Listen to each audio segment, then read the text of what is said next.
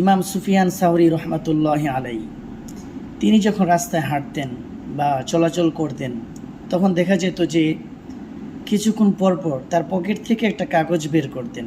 কাগজটা বের করে কাগজের ভিতরে কাগজটা খুলে দেখে আবার কাগজটা পকেটে রেখে দিতেন।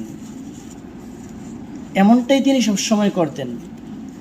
লোকেরা দেখলো একদিন তার পকেট থেকে কাগজটা পড়ে গেল।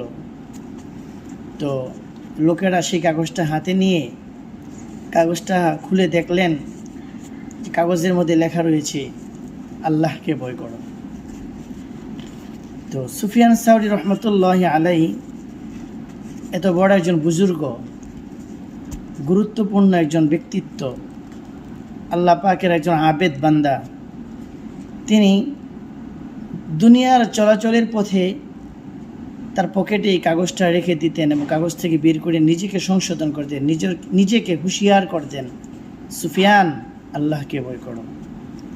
তো আমাদেরও উচিত সর্বসময় সর্বকাজে মনের ভিতরে আল্লাহর ভয় রাখা।